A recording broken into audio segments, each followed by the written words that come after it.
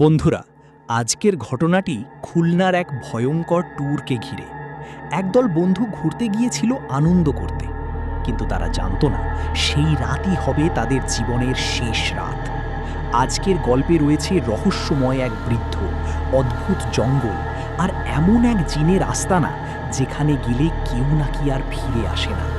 তাহলে শুরু করা যাক আজকের ভয়ঙ্কর ঘটনা।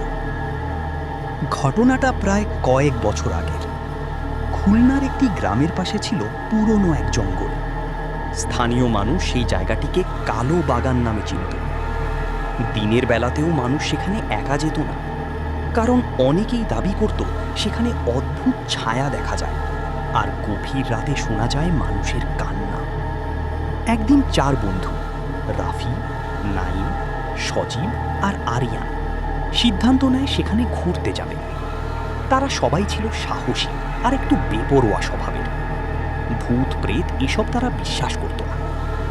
সন্ধ্যার দিকে তারা মোটরসাইকেল নিয়ে বের হয়। প্রথমে সবকিছু স্বাভাবিকই ছিল, হাসাহাসি, গান, ভিডিও করা সবই চলছিল। কিন্তু রাত বাড়ার সাথে সাথে অদ্ভুত কিছু ঘটতে শুরু করে।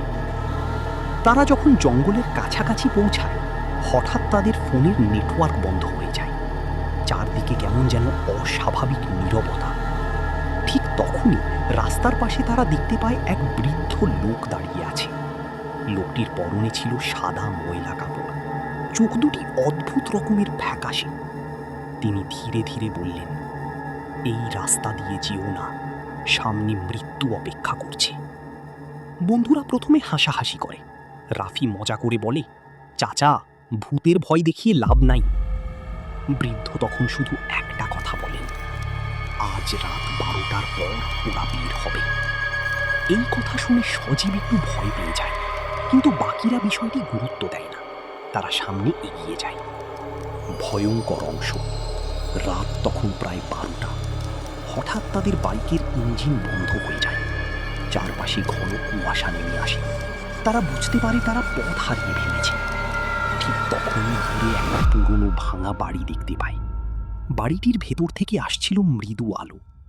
ভয়ে ভয়ে তারা ভেতরে ঢোকে। ভেতরে গিয়ে তারা দেখে মাটির উপর অদ্ভুত কিছু চিহ্ন আঁকা।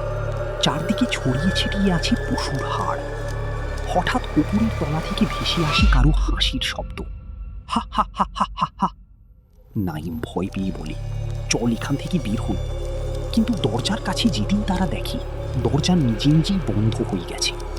ঠিক তখনই তারা দেখতে পায় সেই বৃদ্ধ লোকটি ঘরের অন্ধকার কোণায় দাঁড়িয়ে আছে। কিন্তু এবার তার চেহারা সম্পূর্ণ বদলে গেছে। চোখ দুটি লাল, মুখে ভয়ঙ্কর হাসি। তিনি ধীরে ধীরে বললেন, তোদের আমি আগেই সাবধান করেছিলাম। হঠাৎ পুরো ঘরের বাতি নিভে যায়। চারদিকে শুধু কান্নার শব্দ। তারপর এক ভয়ঙ্কর কালো ছায়া ছাদ থেকে নিচে নামতে থাকে। সজীব চিৎকার করে ওঠে, ওটা কি? কিন্তু কেউ উত্তর দিতে পারে না, কারণ তখন তাদের চারপাশে অদ্ভুত ফিস ফিস শব্দ শুরু হয়। এখানে এসো, আমাদের সাথে থাকো। রাফি সাহস করে মোবাইলের ফ্ল্যাশ চালায়।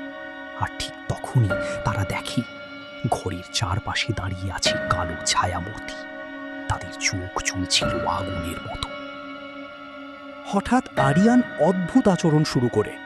সে নিজের গলায় হাত চেপে ধরে বলে, ওরা আমাকে ডাকছে। তারপর সে দৌড়ে ওপরের তলায় উঠে যায়। বাকিরা পিছনে গেলে দেখে আরিয়ান জানালার পাশে দাঁড়িয়ে শূন্যে তাকিয়ে আছে। সে ধীরে ধীরে বলে, ওরা মানুষ না। তারপর হঠাৎ সে অজ্ঞান হয়ে পড়ে যায়। ঠিক তখনই নিচতলা থেকে ভয়ঙ্কর চিৎকার শোনা যায়। রাফি আর নাইম নিচে নেমে এসে দেখে সজীব মাটিতে পড়ে আছে। তার চোখ বড় বড় হয়ে আছে, মুখে প্রচন্ড আতঙ্ক, আর দেয়ালে রক্ত দিয়ে লেখা, ফিরে যাও। বন্ধুরা আর দেরি না করে বাড়ি থেকে বের হওয়ার চেষ্টা করে, কিন্তু বাইরে এসে তারা বুঝতে পারে তারা একই জায়গায় ঘুরপাক খাচ্ছে। যেদিকেই যায় আবার সেই বাড়ির সামনেই ফিরে আসে। ঠিক তখনই রাতের অন্ধকারে ভেসে আসে সেই বৃদ্ধের কণ্ঠ, এখন আর পালানোর সময় নেই। পরদিন সকালে স্থানীয় মানুষ জঙ্গলের পাশে একটি মোটরসাইকেল পড়ে থাকতে দেখে, কিন্তু চার বন্ধুর মধ্যে তিনজনকে মৃত অবস্থায় পাওয়া যায়। আরিয়ান বেঁচে ছিল, কিন্তু সে আর কখনো স্বাভাবিক হতে পারেনি। সে শুধু একটা কথাই বারবার বলতো, ওরা এখনো সেখানে আছে। আজও নাকি গভীর রাতে সেই জঙ্গলের পাশ দিয়ে গেলে মানুষের কান্না শোনা যায়। আর অনেকেই দাবি করে সাদা কাপড় পরা সেই বৃদ্ধকে এখনো দেখা যায় রাস্তার পাশে দাঁড়িয়ে থাকতে। তো বন্ধুরা, আজকের ঘটনাটি যদি আপনাদের ভয় লাগিয়ে থাকে তাহলে ভিডিওটিতে একটি লাইক দিন। আর আপনার আশেপাশে যদি এমন কোনো ভয়ঙ্কর ঘটনা ঘটে থাকে তাহলে অবশ্যই কমেন্টে জানাবেন। চ্যানেলটি সাবস্ক্রাইব করতে ভুলবেন না। আজকের মতো বিদায় নিচ্ছি। সবাই ভালো থাকবেন।